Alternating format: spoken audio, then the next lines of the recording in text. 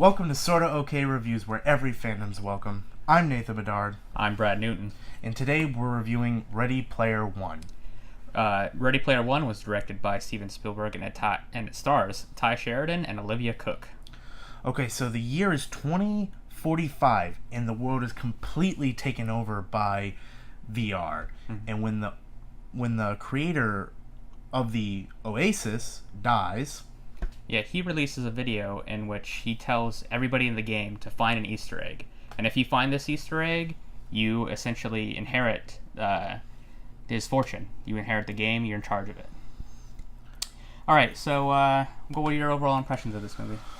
Well, I was excited for this movie, mm-hmm. and I was even excited going to the movie. I'm like, okay, yeah, my excitement's still there. And when I saw this movie, I don't think I've ever smiled so much in a long time. Like, mm-hmm. this much. Like, oh, gosh. Yeah. I might say that a lot to movies, but, like, really? No, wow. Yeah. I haven't smiled this much since Avengers. Mm-hmm. Oh, my God. It was so fun. And by the way, so we're also going to do things a little bit different today because we really had so much fun with this movie. We're going to do a short impressions and overall rating of the movie, mm-hmm. and then we're going to get into completely spoilers, and we will warn you when those spoilers and discussion starts. Yep. So we're still in the non-spoilers right now, so don't worry. So the positives of this movie, obviously, to me, the pop culture references. Like, I thought that would be like a hindrance on the movie, but to me, I loved them. It was so fun, and to some people, more critical, they might get annoyed by but to nerds, to normal, just everyday playing video, I loved it. Every moment that there was a reference and I really got it, mm-hmm. I was floored. Yeah, like, we're obviously nerds, so this is a movie for nerds. It's 100% for nerds. So, this movie is, like, probably the nerdiest movie of our generation. Mm-hmm. And then, so, obviously, there's negatives in the movie. Like, with every movie, there's negatives. Yep. To me, the ending was just a bit too long. I feel like they could have wrapped it up a little bit quicker, because I thought it was going to end, I think, 2 times, and then they kept going, so...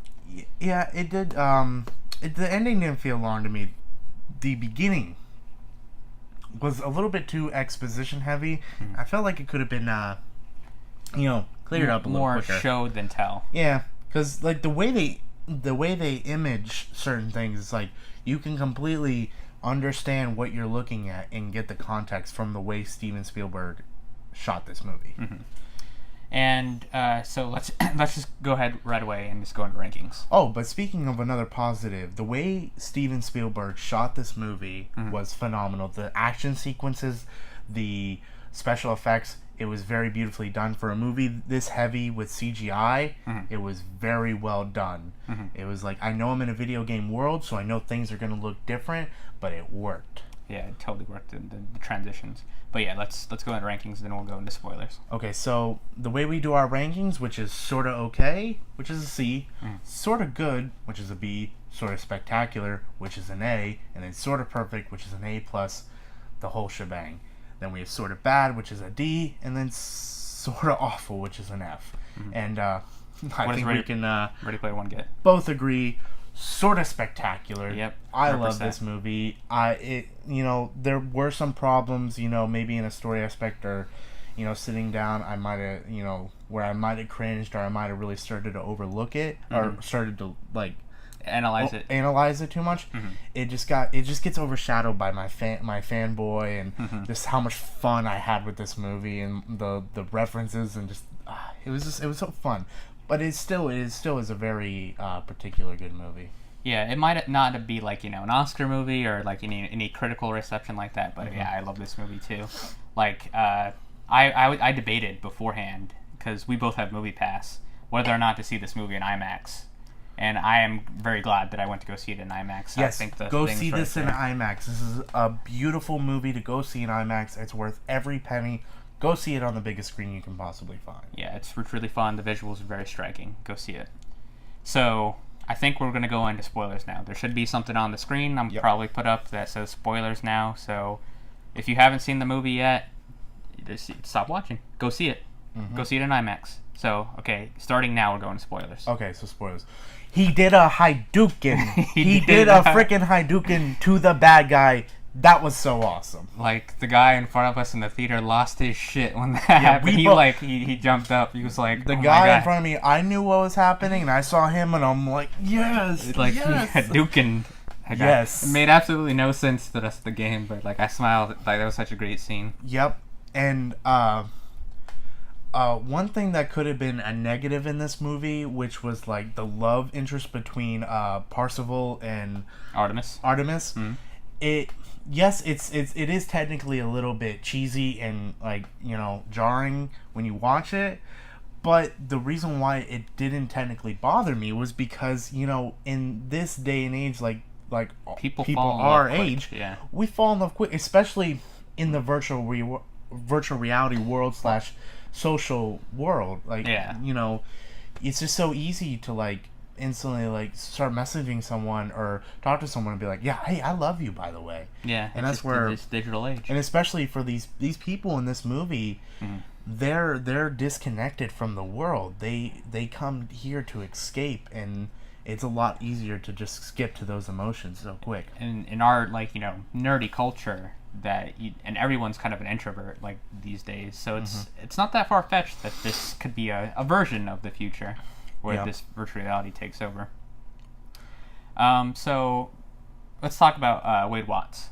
He even like references that's a superhero name, Wade Watts. Yeah, you know, he really is like a lot of people like us. Like, you know, I go out and I make so many, like, you know, pop culture references, and I compare it to things, and you know, when we have that certain creator or director or somebody that we look up to, we really connect with them. And that's what I liked about when he was solving these puzzles. Like, you understand why he's able to solve these Easter eggs and puzzles and parts in the game, because you could tell he is a true fan of the creator. Which was it? What was his name? Wade Watts, or Ty Sheridan, the actor. The creator of the Oasis. I don't remember his name. Okay. But yeah, so Wade Watts was pretty. I mean, he wasn't like a deep character by any means, but you could tell, like, he spent his time. He loves this pop culture stuff. Yeah, and this isn't a very deep story in general. Yeah, no, and the one thing too, like, I like is, you know, when he gets in this game, the game itself feels really realistic to an extent. It's not like, oh, this is so, like, definitely overkill virtual reality. No, you have, like, a coin currency where you can buy certain upgrades, and they're not the easiest. You can buy stuff in the real world, yeah, too. Upgrades to help your VR experience, and you know, in this world, this game is like a huge. The owner said he's like $1 trillion. I think dollars. Yeah, it was some really large, insane number. Yeah, so I mean, people are like, they can sell a thing in the game and get like a house. Yeah. Yeah. And so, like, I really liked that. Like, I liked how the Oasis felt like this. Like, it felt like this could happen in the future. And then I think if we had to pick out a standout actor from this, I think it was Olivia Cooke. I liked Artemis's character a lot. I did like her. Like, she showed that, like, you know, he's living in this game. It's like, yeah, you think this is a game, but some people are losing their lives and are dying from this game. It's a game, but at the same time, it's not a game, because it's like what the whole entire economy is based off of now. Yeah, and it's really not even the creator's fault. It's not like the creator created this and, like, oh, like, he shouldn't have done it because he's created this game and it's fine, it's fun, but there's other companies out there that are trying to take advantage of this game, and that's what's killing the people. Yeah. They take their, I think it was the, what was the company? What, the Oasis? Or the 101 or IOI or something? IOI, yeah. So they buy, like, you know, what they do is, like, they buy people's debts that they have. And they essentially just make them work as slaves. Yeah, and they're like, hey, we took care of you're good, but you need to work for us now. We essentially own you now. Which, I mean, and then they think it's not bad because, I mean, I gotta play a video game to earn my keep. Yeah, I'll do that. But I mean, if you don't, like, you're working there as a slave, yeah. And all right, it's not good. And next thing I wanted to go into is your probably favorite part of the movie. If you want to talk about your biggest pop. Oh yeah, so let me bring out something that actually had a heavy influence in the movie. Right there. So The Shining has a huge part in this movie. It's one of the puzzles it's one of the mysteries that they got to solve, and it was the creator of the game's favorite movie. And they actually go to the hotel, and you see twins. Yeah, you see H. He walks out, and he's like, "What is this ball?" And he looks over, and he hasn't seen the movie. And I totally related with H at this point because I honestly have never seen The Shining. So I was like, I told you H. I'm like, what's this? I was like, don't go. No, what's no. going on here? The little girls, don't trust them. Don't trust them. Yeah. And then the he like opens he does the elevator, and the blood, boosh. Yeah. And it was so cool, and like later too, he goes to the room 237, I believe. And 236. 230. No, I think it was 237. Okay. I don't know. And he goes to and it's the old lady, and he's just like, what the hell? And I actually jumped when the axe went through the door. That scared the shit out of me. Yeah. Yeah, I was kind of afraid in that scene. I was more laughing in it just because of the reference. So I was like, boy, this movie better not get this scary. Yeah, going into it. They actually really, this was pretty much the whole second key that they had to go get. And so yeah, let's transition that into talking about the quests, the keys that they had to get. So like we mentioned, there had to be 3 keys. So the first key, Wade figured out by himself because he's like the expert on the creator of the game. So his car is the DeLorean, which is a great. Very good choice. Yeah, he's got the DeLorean, and he figures out that the first key is he wants to go backward really fast. Like, I think everybody at one point in their life, you want to go back. Like, you want to relive the good old days instead of keep moving forward. So he figures this out as the key, so he goes through the entire track backwards. I kind of realize now, thinking about it, he has to go backwards. He has to go back. Back to the future. Yeah, like, in the DeLorean, like, I just got that. And then the second clue it leads them to The Shining. So they figure out it's The Shining, and they go in. We talked about it. There's a bunch of horror tropes, and I assume references from the movie. And then so they eventually get the second key, but then that's when things get complicated for the third key.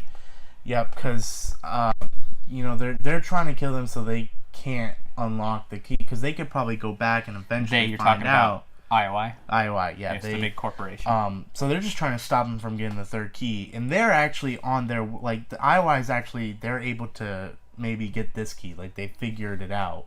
So, because they have, like, a whole think camping key. This key. Yeah, they have, like, a whole think group. They probably have billions of dollars, or at least millions of dollars, into hiring people to solve this game. And it was cool, too, like, the villain of it, the guy who played Director Krennic in Rogue One,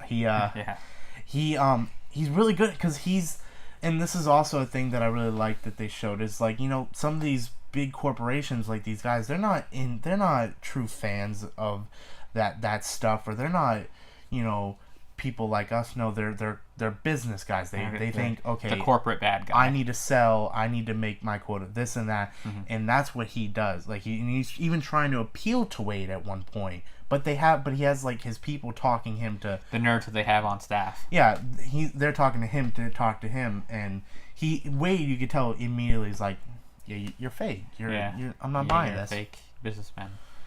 So yeah, they get going into the third act, which is kind of the long act of the movie. Is they have this big battle, and like this is where like I'll probably have to watch. I could probably watch this scene like 20 times and maybe catch a new pop culture reference because they had an army of people. There's a lot, but like I said, when the references come, you might not get some because like you don't know this, and that's fine. But whenever you see something, most of the things that they really emphasized on, I got and I loved. Yeah, so like the standout in the big battle scene is the frickin' Gundam. They have freaking Mecha Godzilla versus a Gundam. Yeah, and like that. Oh gosh, that scene was so cool. He's just sitting there meditating, and like most of the characters too that play there, they actually kind of represent their character pretty well, except for I guess H in a way. Like that was the one like, oh, I didn't think you'd look like that. But Well, I knew that's who it was going into it. But it's funny that actually I have it right here. Daito, he's just while they're all fighting and they're like, "What are you doing? You gotta get in this game." And he's just sitting there meditating, and he just opens his, he's like, "Ready," and he's like, "Activate Gundam," and I was like, oh shit! I was like, "Oh my god!" And he just and he Gundam, and he just starts kicking ass, and I'm like, "Yes, yes." And it was freaking the Iron Giant and Gundam tag team. Oh god, the Iron Godzilla. Giant, yes. And then also too, like then they, because we see Chucky in the trailer, we're like wondering, like he's actually like a little like weapon you can use, Yeah, and he chucks at the guy, and the guy's, is that Chucky? And then like everyone's like freaking out in the Oasis. And going back to the Shining thing too, when all the IOI people have to go to the Shining, like they go to the real world, and it's funny to see people like react in VR because they're in this world, but their physical bodies are outside of it. Yes. So like everyone's screaming in the Shining world. Yeah, they're trying to complete the Shining challenge, and you just see the whole thing in chaos. So like, oh gosh. Yeah, everyone's. And actually, one of the weak points I kind of think was I think it was Iroke, T.J. Miller's character. T.J. Miller's character, yeah. He was funny. I definitely think he was that basic guy in a video game that just spends all the time collecting, getting stuff, and getting that power, but he's secretly like shady. Like, you know, he probably didn't do it in the cleanest way. He probably cheated, and he's not working for the good guy or something like that. But his character was kind of weak, but yeah, it was just like kind of a throwaway. He was like character. his expert on hand. But yeah, so the final battle, they had to get rid of the Harry Potter spell at the end, which was cool. Yep. And then the final key is like the first Easter egg ever made, like in a video game, which I mean I didn't know. The video game was called Adventure. Yeah, but it was really cool. They explain what it is in the movie, so you don't really need to get the reference in it. And that's how he finds the Easter egg. Yeah, and then this brings us to that part of the movie where I think like I thought it could have ended there. I didn't think it could have ended because like this movie sends a message that like it really like sunk in. It's like, you know, the creator spent all this time making this game because, you know, most people, like, he didn't like the real world. He didn't fit in the real world. He felt more safe in the Oasis. But then he realized that, like, you know, while he did I've missed out on my life. Yeah, I missed out on my life. I missed out on, because the thing about reality is it's real. And he didn't ups and there's downs. He didn't take chances on real love, real friendships. In this, he just devoted himself to the game. And and he doesn't want Wade to make the same mistake as he's leaving and he wins.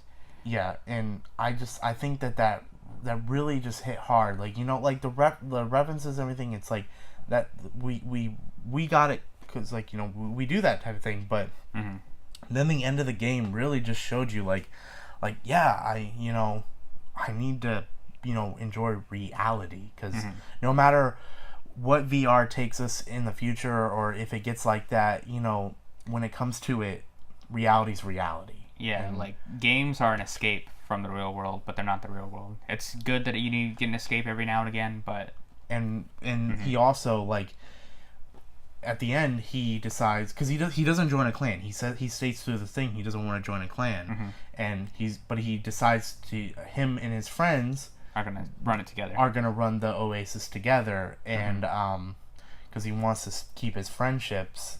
Unlike what he did, because he signed over his rights to the... Yeah, and then that was the romance thing, too. And there was also a romance that led into the Shining part and most of the message, of course. And then also, Wade decides to turn off the Oasis on Tuesdays and Thursdays to force people to face their problems. Yeah, to force people to go out in the real, like, they can't just come to the Oasis, and which is like, that was so smart, because it's like, yep, you got to go out, like, because you never know. Like, I mean, it's weird Tuesday and Thursday, but it's like all it takes is that one day, and then that was pretty much, of course, the company, they get shut down.